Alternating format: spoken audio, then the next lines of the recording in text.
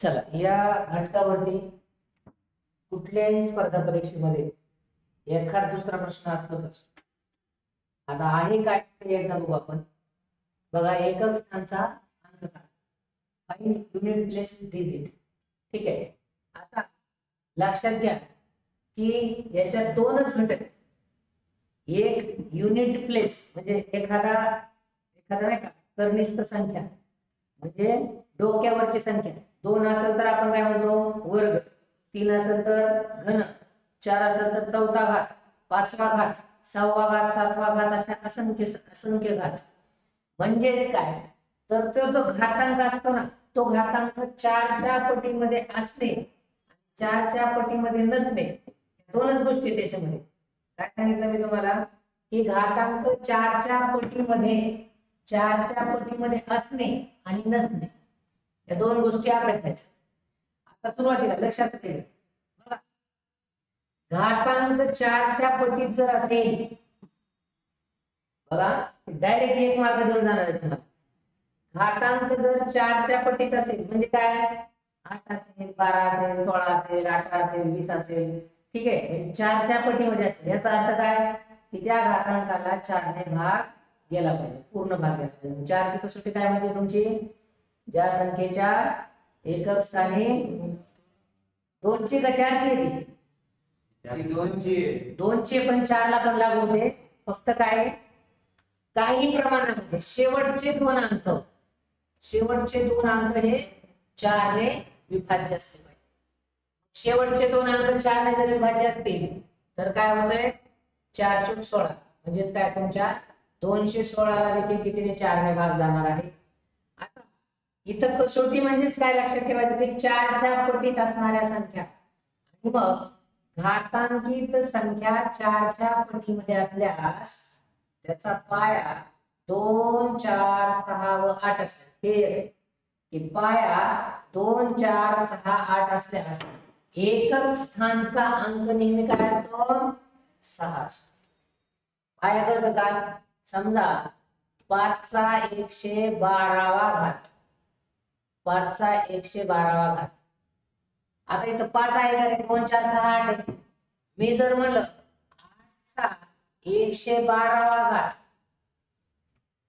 तर या 112 ला 4 ने भाग जातो, कारण शेवटच्या दोन अंकाला 4 ने भाग जातो, आणि 112 ला 4 ने भाग जातो. आणि पाया काय याचा, पाया 8 आहे. पाया 8 असेल आणि घातांकाला 4 ने भाग जात असेल तर त्या संख्येतील म्हणजे जे उत्तर येणार आहे, कॅल्क्युलेट केल्यानंतर जे उत्तर येणार आहे त्या उत्तराचा एकक स्थानचा अंक काय असणार आहे, 6 असणार. परत एकदा सांगतो, बघा, घातांक 4च्या पटीमध्ये पाहिजे आणि पाया 2, 4, 6, 8 यापैकी एक पाहिजे. जर तसं असेल तर एकक स्थानचा अंक काय असतो, नेहमी एकक स्थानचा नेहमी काय असतो, 6 असतो. जसं समजा मी इथं 8 चा 116 वा घात घेतला आणि विचारलं एकक स्थानचा अंक कोणता, तर काहीच डोकं लावायचं नाही, फक्त बघायचं जो घातांक दिलाय त्याला 4 ने भाग जातो का. 116 ला 4 ने भाग जातो का, जातो का, कारण ते शेवटचे दोन अंक काय आहेत, 4च्या पटीत आहेत. 4च्या पटीत आहेत म्हणजे 116 ला 4 ने भाग जाणार आहे. पाया काय आहे त्याचा, 8 आहे. पाया 8 आहे आणि घातांकित संख्येला भाग जातो कितीने, 4 ने, तर एकक स्थानची संख्या कोणती असते, 6 असते. हे का काय लक्षात, त्याला फोकस मध्ये लक्षात ठेवा, कारण कसं आहे एवढंच शिकायचं आज आपल्याला, एक मार्क फिक्स. ठीक आहे. आता उदाहरण, दुसरे एक उदाहरण बघा. याच्यात 248 ही संख्या आहे आणि त्याचा घातांक किती आहे, 24 आहे. आता 248 आता 248 मध्ये एकक स्थानचा अंक कोणता आहे, एकक स्थानचा अंक कोणता आहे, 8 आहे. इथं दिसला 8 तुम्हाला, ठीक आहे. 24 ला 4 ने भाग जाणार आहे, 4 7 24, म्हणजे घातांक जेवढा आहे त्याला काय 4 ने भाग जाणार आहे. मग एकक स्थानचा अंक 8 आणि घातांक जेवढा घातांक दिलाय त्या घातांकाला देखील 4 ने भाग जाणार आहे. याचाच अर्थ असा की जे काही उत्तर येईल त्या उत्तराच्या एकक स्थानी 6 अंक असणार आहे. डायरेक्ट हे उत्तर आहे. आणि हे ना ही थिअरी आहे, हे तुम्हाला माहित असणं गरजेचं आहे. याला कॅल्क्युलेशन नाही आहे, कारण तुम्ही 248 चा गुणाकार 24 वेळा नाही करू शकत, कुणीच नाही करू शकत. जर करायचं म्हटलं तर खूप वेळ जाईल, करायला करता येईल. असं करता येईल का तुम्हाला? 248 गुणिले 248 गुणिले 248 असं करता येईल का? किती वेळा? 24 वेळा करता येईल का? येईल का? नाही करता येणार. जरी केलं तरी एक 20 मिनिटं लागतील तुम्हाला. तुम्हाला तिथे 20 मिनिटं आहेत का? नाही. काय लक्षात ठेवायचं आता? एक लक्षात ठेवायचं कायम की पाया हा पाया असतो बरं. या पायाच्या एकक स्थानी 2 4 6 8 या 4 अंकापैकी एक अंक असेल आणि घातांकाला घातांकित संख्याला घातांक म्हणजे काय? त्याच्या डोक्यावरच आहे. मग या डोक्यावरच्याला म्हणजे जेवढी पट आहे कितीची पट पाहिजे? 4 ची पट पाहिजे.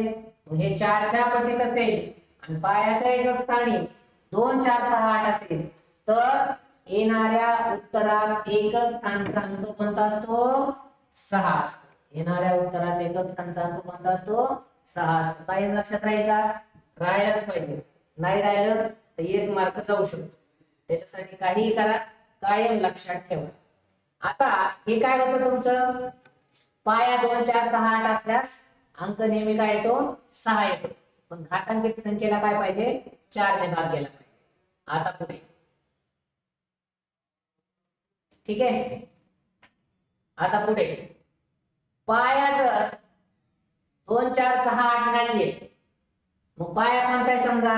पायाचे एकच स्थानी बघ, पायाचे एकक स्थानी पायाच्या एकक स्थानी जर 1 असेल 3 असेल 7 असेल 9 असेल 1 7 1 3 7 9 असेल तर त्या एक म्हणजे जे काही उत्तर येतं त्या उत्तराच्या एकक स्थानचा अंक कोणता असतो? मग 1 असतो. बरं आता तुम्हाला एक 2 पॉसिबिलिटी सांगू का? असा जर घातांकित संख्या असतील समपैकी असेल तर शक्यतो 6च येणार आहे. विषम पैकी असेल तर शक्यतो 1च येणार आहे. त्यांना फक्त पडताळून बघायचं असतं की तुम्हाला हे रूल माहिती आहेत का? हे रूल आज फक्त एवढे रूलच शिकायचे आपल्याला, बाकी दुसरं काय शिकायचं? ठीक आहे. मग आता मला सांगा, पूर्वी आपण काय समसंख्या होत्या एकक स्थानच्या, एकक स्थानी आता काय आहे? विषम. एकक स्थानी विषम आहे आणि म्हणून एकक स्थानचा अंक नेहमी काय येतोय? 1 येतोय. बघा इथं 4137 या संख्येचा 756 भागात. आता शक्य आहे का 4137 चा 756 वेळा गुणाकार करणं? शक्य आहे का? अजिबात नाही. कारण कॅल्क्युलेटर वर जरी केलं असं तरी तुम्हाला 5 मिनिटं लागतात. 756 वेळा 5 नाही, जास्त वेळ लागतो. एका कॅल्क्युलेशनला तुम्ही 1 सेकंद जरी घेता ना, 756 म्हणलं तर 60 ची पट बघा. किमान तुम्हाला 10 ते 12 15 मिनिटं लागतात. मग काय करायचं? एकक स्थानी आला 7, एकक स्थानी आला 7. ठीक आहे. आणि या संख्येला 4 ने भाग जातो का? जातो. बघा 4 एकाच्या 4 चोक 16 गेला. मग आता एकक स्थानी 7 आले. एकक स्थानी जर 7 असेल तर या संख्येच्या बघा आता पायाचा एकक स्थानी 7 व घातांक कितीच्या पटीत? 4 च्या पटीत. पायाच्या एकक स्थानची संख्या 7 घातांक कितीच्या पटीत? 4 च्या पटीत. म्हणजे त्या संख्येला 4 ने पूर्ण भाग जातो. म्हणून यामध्ये एकक स्थानचा अंक काय असतो? 1 असतो. बघा आता हे परत एकदा रिपीट. 2 4 6 8 असं असेल आणि 4 ने जर भाग जात असेल तर किती येतं? 6 येतं. 1 3 7 9 असेल आणि 4 ने जर भाग जात असेल, कशाला? घातांकाला बरं का. घातांकाला जर 4 ने भाग जात असेल तर इथं किती येतं? 1 येतं. म्हणजे विषम असेल तर विषम येतं, सम असेल तर सम येतं. एवढा रूल कळला का तुम्हाला? ठीक आहे. आता काय थोडीशी एक 2-3 उदाहरण घेऊ. अत्यंत महत्वाचे आहेत, लक्षात घ्यायचे फक्त, बाकी दुसरं काही नाही. आता आतापर्यंत काय होतं, घातांक कितीच्या पटीत होता, 4च्या पटीत होता. आता जर घातांक 4च्या पटीत नसेल तर मग काय, आता बघ घातांक 4च्या पटीत इथं नाहीये, घातांक 4च्या पटीत नसल्यास काय करायचं. उदाहरण दिले 7चा 105वा घात आणि प्रश्न विचारलाय यामध्ये एकक स्थानी कोणता अंक येईल. बरं एकक स्थानच विचारतात, दशक हजार असं स्थान विचारतात का, असा प्रश्न तुमच्या डोक्यात यायला पाहिजे. तसा आतापर्यंत प्रश्न विचारला नाही, पण विचारणार नाही असं मी म्हणू शकत. ठीक आहे, मग एकक स्थानचा अंक काढल्यानंतर दशक स्थानचा काढता येतो, शतक स्थानचा काढता येतो, ते आपण पुढे. सध्या फक्त फोकस बघा की घातांकित संख्येची एकक स्थान कसा काढायचा. घातांक 4च्या पटीत नाहीये आणि इथं दिले 7चा 105वा घात आणि या संख्येच्या पूर्ण कॅल्क्युलेशन केल्यानंतर एकक स्थानी कोणता अंक येईल. आता यामध्ये घातांकाला 4 ने आपल्याला भागायचं, तरी सुद्धा 4 ने भागायचं, 4 ने भागायचं. जेवढी बाकी उरली आहे का तितक्या वेळा 7चा गुणाकार करायचा. कशाचा गुणाकार करायचा, 7चा गुणाकार करायचा. मग हे 105 घातांक आहे, त्या 105 ला मी 4 ने भागलं 26, आता उत्तर 26 आलं. बाकी काय उरली, 1 उरली. मग बाकी 1 उरल्यामुळं आपण काय करायचं, जो पाया आहे त्या पायाचा 1 वेळा गुणाकार करायचा. कशा बरोबर गुणाकार करायचा, 1 बरोबर करायचा. का, कारण जेवढी बाकी उरली त्याच्या बरोबर गुणाकार करायचा. उत्तर किती आलं, 7. म्हणजेच काय, 7चा 105वा घात याचा जर पूर्ण कॅल्क्युलेट केलं तर एकक स्थानी कोणता अंक येईल, याच्या एकक स्थानी अंक येईल 7. ठीक आहे, नेक्स्ट बघू.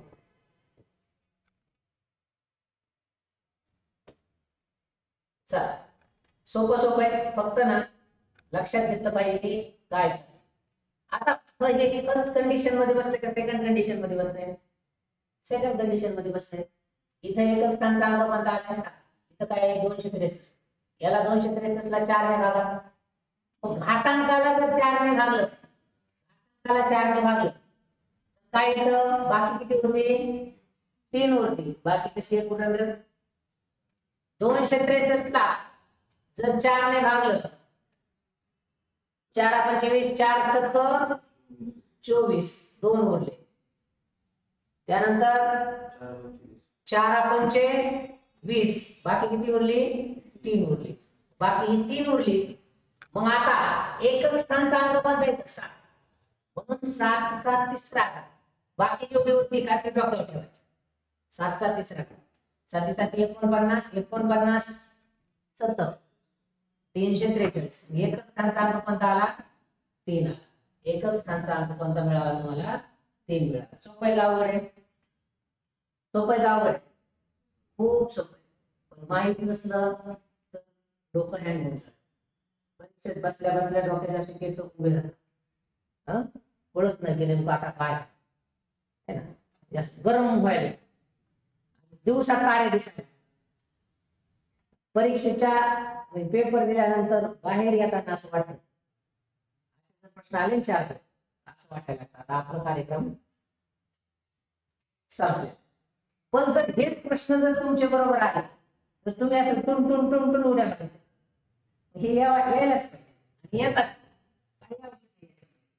फक्त बघा की काय होतंय आणि कशा पद्धतीने जायचं, सराव करत राहणं गरजेचं आहे बरं का. हे तुम्ही हेच तुम्हाला जर मी पुढच्या महिन्यात विचारलं तर निम्मी पब्लिक विसरून गेलेली असते, विसरून जात. मग आता दिलेल्या संख्येत एकक स्थानचा अंक 0, 1, 5 किंवा 6 असल्यास एकक स्थानचा अंक तोच असतो. हे रूल लय महत्त्वाचा आहे, आयत करून ठेवायचं. जी संख्या दिली त्या संख्येच्या एकक स्थानी जर 0 असेल, त्या संख्येच्या एकक स्थानी जर 1 असेल, त्या संख्येच्या एकक स्थानी 5 असेल किंवा त्या संख्येच्या एकक स्थानी 6 असेल तर एकक स्थानचा अंक तोच राहतो. असं का होतं माहिती आहे तुम्हाला. समजा मी एखाद्या संख्येला 0 ने गुणलं तर काय येणार, शून्यच येणार ना, म्हणजे शून्यने गुणलं म्हणजे शून्य येणार. एखाद्या संख्येला मी 1 ने गुणलं, एकच येणार. एखाद्या संख्येला मी 5 ने गुणलं, एखाद्या संख्येला मी 5 ने गुणलं, एकच स्थानी कोणत्याही संख्येला घ्यायचं. 5 त्रिक 15, 5 चोक 5 चोक 20, इथं आलं 15, इथं आलं 20, 20 बरोबर. हे रिपीट व्हायला का 0 5 0 हे रिपीट व्हायला का, म्हणजेच काय 2 10 4 10 6 10 8 10 12 10 कितीदा जरी गुणाकार केला तरी एकदा 0 येणार आणि एकदा 5 येणार, एकदा 0 येणार आणि एकदा 5 येणार.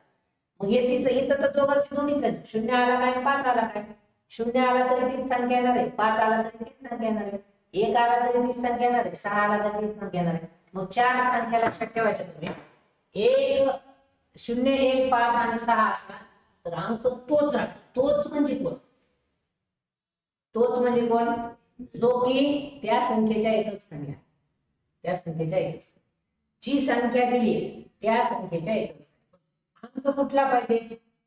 दिलेल्या संख्येत एकक स्थानचा अंक जर 0 1 0 5 किंवा 6 असल्यास उत्तर काढणार त्या संख्येचा अंक कोणता असतो तोच राहतो. आता इथं कोणता एकक स्थानी 6. मग आता इकडे घातांक कोणता जरी घेतला एकक स्थानचा अंक काय असणार, एकक स्थानचा अंक इथं किती दिला 6. इकडे घातांक कोणता आहे, इथं 1 असेल, इथं 0 असेल, इथं 5 असेल किंवा इथं 6 असेल. ठीक आहे, तर घातांक कोणता राहतो, जो अंक आहे तोच. आता याच्यामध्ये कोणता घातांक म्हणताय की 940 चा 51 वा घात, यामध्ये काय आहे एकक स्थानी अंक 0, म्हणून यांच्या येणाऱ्या उत्तराच्या एकक स्थानी 0. याच्या एकक स्थानी 191 च्या एकक स्थानी 1 आहे, म्हणून येणाऱ्या उत्तराच्या एकक स्थानी 1 आहे.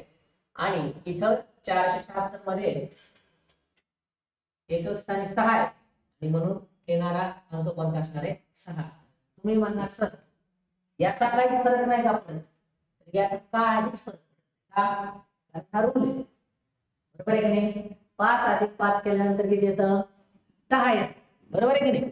5 अधिक 5 केल्यानंतर 10 येतं. हा काय आहे सामान्य रूल आहे की नाही, बरोबर आहे. म्हणून याच्यात फरक पडत नाही, असा हा रूल आहे. समजा 4 मायनस 1 केला, 4 मायनस 1 केला किती येणार उत्तर 3 येणार, बरोबर आहे की नाही. कशामध्ये तुमच्या अंकगणितात, बरोबर आहे. पण बुद्धिमत्तामध्ये तसं नाही. बुद्धिमत्तामध्ये वेगळ्या पद्धतीने पण होतं.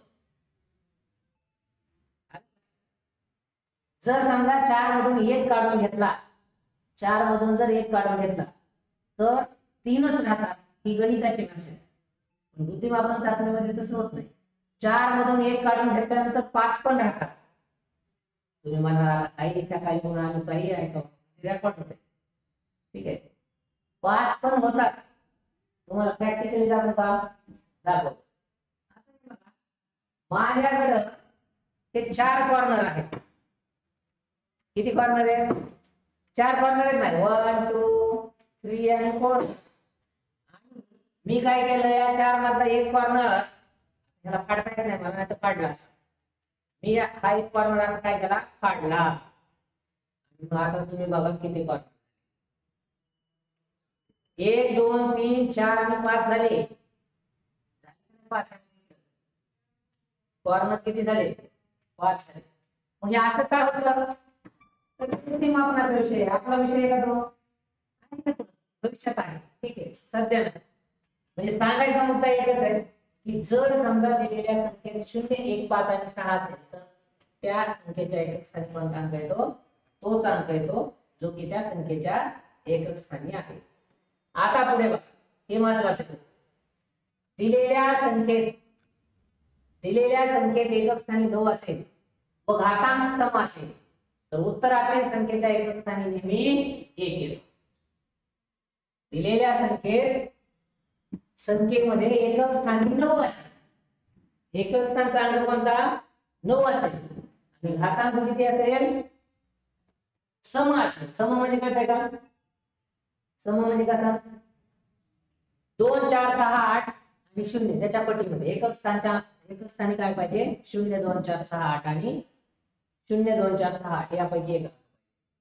तर त्या संख्येच्या एकक स्थानी काय येतो नेहमी विषम अंक येतो आणि तो जर एकक स्थानी असेल बघा इथं सम असेल तर काय येतो 1 येतो व घातांक विषम असेल तर एकक स्थानी काय येतो 9 येतो मग एक लक्षात ठेवता का तुम्ही 9 असेल तर 1 येतो आणि 1 असेल तर 9 येतो असं लक्षात ठेवता का बरोबर मग 1 असेल तर 9 येतो म्हणजे काय विषम असेल तर 9 येतो आणि सम असेल तर काय येतो उत्तरातील संख्येच्या एकक स्थानी नेहमी 1 येतो इथं जर सम असेल तर 1 येतो विषम असेल तर 9 येतो ठीक आहे इथं सम पाहिजे ठीक आहे मग आता इथं 439 किती आला 9 आणि 140 वा घात सम आहे म्हणून एकच स्थानचा अंक कोणता येईल 1 इथं 349 आहे अंक कोणता आहे अंक 9 आहे आणि इथं भाग जातोय का नाही जात विषम आहे म्हणून कोणता अंक येईल 9 ठीक आहे अशा पद्धतीने आहे याच्यात दुसरं नवीन काही नाहीये याच्या बाहेर प्रश्न जात नाही जातच नाही काही प्रश्नांची प्रॅक्टिस आहे ठीक आहे तर ह्या प्रश्नांची प्रॅक्टिस आपण करणार आहोत एक प्रश्न घेऊ 7 चा 339 किती 139